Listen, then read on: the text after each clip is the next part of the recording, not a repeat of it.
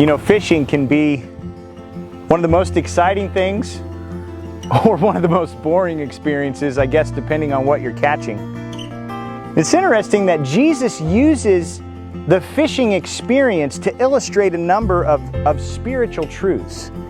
If you remember, when Jesus was calling his disciples, he actually compared their work of the gospel ministry to fishing, as they would become fishers of men. Jesus also uses this fishing illustration when he tells the parable of the net. This parable is found in Matthew chapter 13, verses 47 through 50. And in it says that the kingdom of heaven is like a net cast into the sea, gathering all kinds of fish.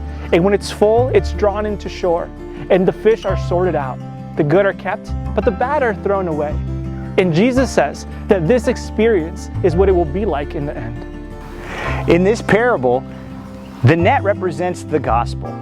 And like a net, the gospel has attracted both sincere and insincere people into the church.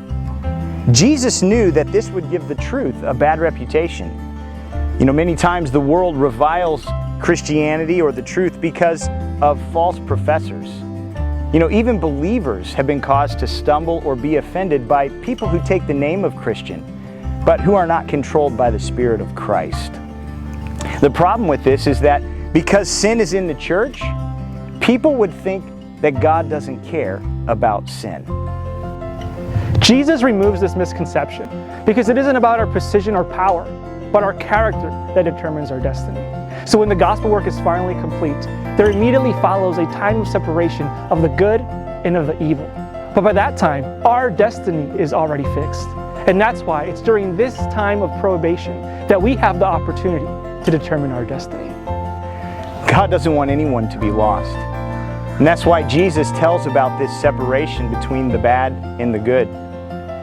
You know, God is pleading with people to see the sinfulness of sin and to allow His Holy Spirit to give them the gift of life. Only those who cling to sin in the end are the ones that will be destroyed. So what about you? Are you allowing Jesus and the Bible to define what sin really is? Are you willing to allow Him to remove it from your life? May none of us cling to sin, but instead allow Jesus to have full access to our hearts and determine our destiny.